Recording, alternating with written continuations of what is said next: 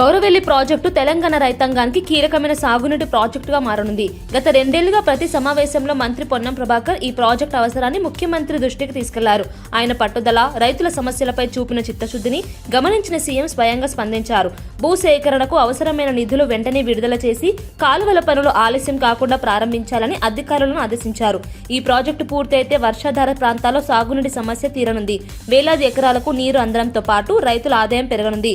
Gouravelli project ద్వారా వ్యవసాయ ఉత్పత్తి పెరిగి గ్రామీణ ఆర్థిక వ్యవస్థకు ఊతం లభిస్తుందని ప్రభుత్వం ఆశిస్తోంది. ప్రాజెక్టు పనులు వేగంగా పూర్తి చేయాలని సీఎం స్పష్టం చేయడం రైతుల్లో కొత్త ఆశలు రేకెత్తిస్తోంది.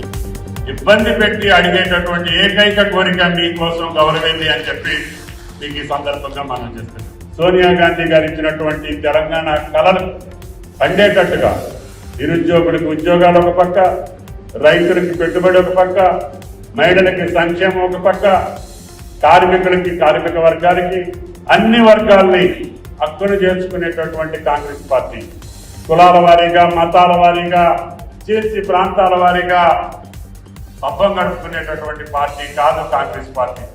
అన్న మాటకి కట్టుబడి ఈ రోజున తెలంగాణ ఇచ్చి కాంగ్రెస్ పార్టీకి నష్టం జరిగిన కాదు, నా తెలంగాణ ప్రజల కోరిక తీర్చాలన్నటువంటి సోనియా గాంధీ గారి కోరిక ఫలితంగానే, పట్టుదల ఫలితంగానే మనకు తెలంగాణ వచ్చింది. ఆ తెలంగాణ ఈ రోజున కాంగ్రెస్ పార్టీ మళ్ళీ పరిపాలించే అవకాశం వచ్చింది. కాబట్టి తప్పకుండా అనుకున్న అన్ని పనులు, హుస్నాబాద్కి పట్టుదల కలిగినటువంటి మొండి మనిషిని ఎన్నుకున్నారు. మీరు అందరం కాదు కూర్చోమంటే కూడా లేదు, నా సమస్యలు పరిష్కారం కావాలని ప్రతి సమావేశంలో దెబ్బలాడేటటువంటి ఒక రాజకీయ నాయకుడిని ఎన్నుకున్నారు. కాబట్టి ఈ సమస్యల పట్ల జిల్లా ఇన్ఛార్జి మంత్రిగా ఆయనకి సంపూర్ణ సహకారం ఇచ్చే బాధ్యత నాది అని చెప్పి మీకు ఈ సందర్భంగా మనం. తిరుమల శ్రీవారి లడ్డూ ప్రసాదంపై కోట్లాది భక్తులకు ఉన్న విశ్వాసాన్ని దెబ్బతీసే అంశంగా కల్తీ నెయ్యి వ్యవహారం మారింది. సుప్రీంకోర్టు ఏర్పాటు చేసిన ప్రత్యేక దర్యాప్తు బృందం ఈ అంశంపై సమగ్ర విచారణ జరిపింది. వైసీపీ పాలన సమయంలో కఠిన నిబంధనలు సడలించడంతో కల్తీ నెయ్యి సరఫరా జరిగిందని సిట్ నిర్ధారించింది. లడ్డు తయారీలో ఈ నెయ్యిని వినియోగించడం వల్ల భక్తుల మనోభావాలు తీవ్రంగా దెబ్బతిన్నాయని అభియోగ పత్రంలో పేర్కొంది. 2019కి ముందు అమలులో ఉన్న నాణ్యత నియమాలను పాటించకపోవడం వల్లే ఈ దుస్థితి వచ్చిందని వెల్లడించింది. ఈ నివేదికతో ఆలయ పరిపాలనలో పారదర్శకత, బాధ్యత ఎంత అవసరమో మరోసారి స్పష్టమైంది. భవిష్యత్తులో ఇలాంటి ఘటనలు పునరావృతం కాకుండా కఠిన చర్యలు తీసుకోవాల్సిన అవసరం ఉందని పలువురు అభిప్రాయపడుతున్నారు.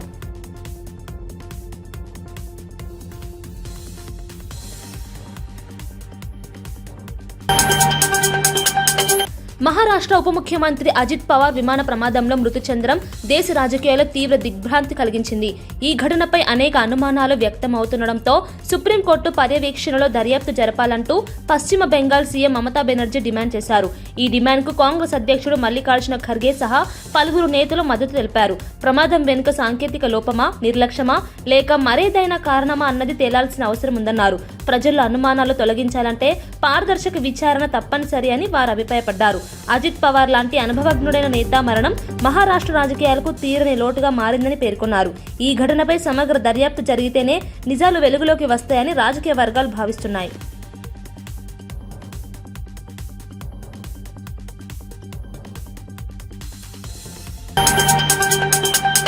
భారత్, అమెరికా మధ్య ప్రతిపాదిత వాణిజ్య ఒప్పందం త్వరలో ఖరారు కావచ్చని విదేశాంగ వర్గాలు వెల్లడించాయి. ఇప్పటికే ఐరోపా సమాఖ్యతో భారీ స్వేచ్ఛా వాణిజ్య ఒప్పందం సిద్ధమైన నేపథ్యంలో ఈ పరిణామం ప్రాధాన్యం సంతరించుకుంది.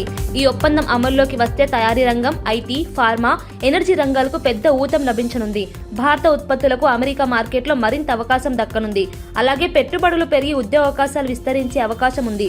ప్రపంచ ఆర్థిక సవాళ్ల మధ్య భారత్ గ్లోబల్ ట్రేడ్లో కీలక పాత్ర పోషించేందుకు ఈ ఒప్పందం దోహదపడుతుందని నిపుణులు చెబుతున్నారు. వాణిజ్య ఒప్పందం ద్వారా ద్వైపాక్షిక సంబంధాలు మరింత బలోపేతం కానున్నాయని ప్రభుత్వం ఆశిస్తోంది.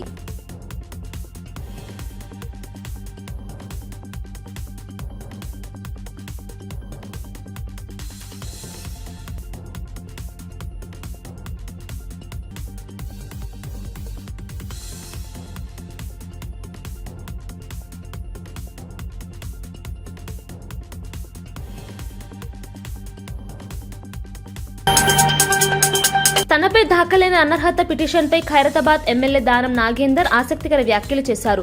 తాను ఇప్పటికీ బీఆర్ఎస్ ఎమ్మెల్యేనని, పార్టీ తనను సస్పెండ్ చేయలేదని స్పష్టం చేశారు. స్పీకర్ నుంచి వచ్చిన నోటీసులకు తన న్యాయవాది ఇప్పటికే సమాధానమిచ్చారని తెలిపారు. విచారణకు వ్యక్తిగతంగా హాజరు కావాలని తనకు ఎలాంటి సూచనలు రాలేదని చెప్పారు. స్పీకర్కు పంపిన లేఖలో తన న్యాయవాది ఏం రాశారో తనకు పూర్తిగా తెలియదని పేర్కొనడం రాజకీయంగా చర్చకు దారితీసింది. ఈ వ్యవహారం తెలంగాణ రాజకీయాల్లో ఆసక్తికర మలుపుగా మారింది. అనర్హత అంశం తేలే వరకు రాజకీయ అనిశ్చితి కొనసాగుతుందని విశ్లేషకులు అభిప్రాయపడుతున్నారు. నాకు తెలిసిన లా ప్రకారంగా పిటిషనర్స్ కి ఉంటది. తర్వాత నన్ను పిలుస్తుండొచ్చు. నన్ను పిలిచినా కూడా నేను తప్పకుండా వెళ్ళి నా ఎక్స్ప్లెనేషన్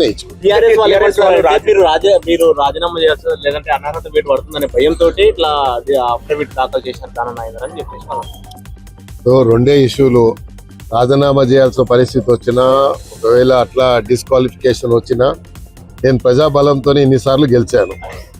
అక్కడ ఆసిఫ్ నగర్ లో ఎంఐఎంఓలో అంత బలమైన ఉంటేనే నేను ప్రజలతో గెలిచాను. కాబట్టి ప్రజల మనిషిని, ప్రజల మధ్యలో ఉండేటోని, ప్రజాబలమే నా బలం. తప్పకుండా నేను అలాంటి పరిస్థితి వస్తే తప్పకుండా మళ్ళీ ప్రజాక్షేత్రంలో వస్తాను. తప్పకుండా మళ్ళీ పోట్లాడతాను. కాంగ్రెస్ ఎమ్మెల్యే అని చెప్పిన ఇప్పుడు మళ్ళీ బీఆర్ఎస్ ఎమ్మెల్యే అని చెప్పేసి అఫిడవిట్ ఇవ్వడంలో మేడార మహాజాతరలో నేడు సమ్మక్క తల్లి ఆగమనంతో భక్తజనం భారీగా తరలివచ్చారు. చిలకగుట్ట నుంచి సమ్మక్కను తీసుకువచ్చే ఏర్పాట్లు సంప్రదాయబద్ధంగా కొనసాగుతున్నాయి. ప్రధాన పూజారి కొక్కెర కృష్ణయ్య బృందం ప్రత్యేక పూజలు నిర్వహిస్తూ కార్యక్రమాలను ముందుకు తీసుకెళ్తోంది. భక్తుల భద్రత, సౌకర్యాల కోసం ప్రభుత్వం పటిష్ట ఏర్పాట్లు చేసింది. మంత్రులు పొంగులేటి శ్రీనివాసరెడ్డి, అడ్లూరి లక్ష్మణ్ కుమార్ స్వయంగా బైక్లపై తిరిగి ఏర్పాట్లను పర్యవేక్షించడం ప్రత్యేక ఆకర్షణగా నిలిచింది. జంపన్న వాగు వద్ద స్నానాలకు ప్రత్యేక చర్యలు చేపట్టారు. ప్రపంచంలోనే అతిపెద్ద గిరిజన జాతరగా పేరొందిన మేడారం ఈసారి కూడా లక్షలాది భక్తులతో కిటకిటలాడుతోంది.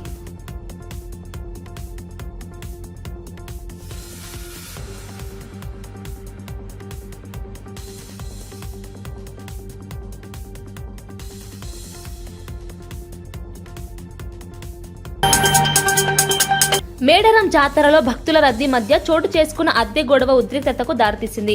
మహబూబాబాద్ కు చెందిన భక్తులు రెడ్డిగూడెంలోని ఓ ఇంటి యజమానికి మధ్య కిరాయి డబ్బుల విషయంలో వాగ్వాదం జరిగింది. ఈ ఘర్షణ క్రమంలో హింసాత్మకంగా మారి 2 ఆటోలు, ఒక బైక్ ధ్వంసమయ్యాయి. పరిస్థితిని అదుపులోకి తీసుకురావడానికి పోలీసులు లాఠీచార్జ్ చేయాల్సి వచ్చింది. భక్తులను చెదరగొట్టడంతో జాతర ప్రాంతంలో కొంతసేపు భయాందోళనలు నెలకొన్నాయి. భారీ జనసందోహమున్న సందర్భంలో చిన్న గొడవ కూడా పెద్ద సమస్యగా మారుతుందనే విషయాన్ని ఈ ఘటన మరోసారి గుర్తు చేసింది. భవిష్యత్తులో ఇలాంటి ఘటనలు జరగకుండా కఠిన పర్యవేక్షణ అవసరమని అధికారులు చెబుతున్నారు.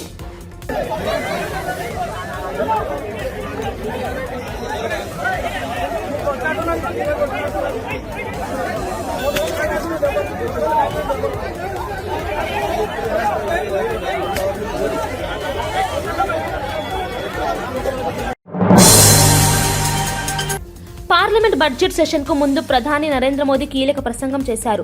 రాష్ట్రపతి ద్రౌపది ముర్ము ఉభయ సభల సమావేశంలో చేసిన వ్యాఖ్యలను ప్రస్తావిస్తూ సభ్యులకు ఆమె ఇచ్చిన సూచనలు ఎంతో ప్రాధాన్యమని అన్నారు. ఈ బడ్జెట్ సమావేశాలు అర్థవంతంగా ప్రజలకు ఉపయోగపడేలా సాగాలని ప్రధాని పిలుపునిచ్చారు. రాజకీయ విమర్శలకు కాకుండా నిర్మాణాత్మక చర్చలకు ప్రాధాన్యం ఇవ్వాలని సూచించారు. దేశ అభివృద్ధి, ఆర్థిక స్థిరత్వం, ప్రజా సంక్షేమంపై దృష్టి సారించాలని ఎంపీలను కోరారు.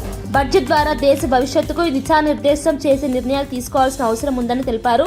ప్రధాని ప్రసంగం పార్లమెంట్ సమావేశాలకు ముందే రాజకీయ వాతావరణాన్ని వేడెక్కించింది.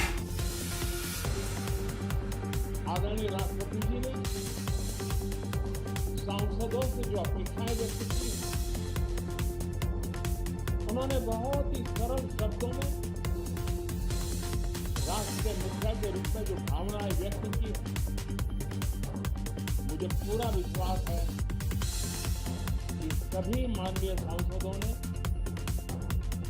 उसको गंभीरता से लिया ही होगा और ये सत्र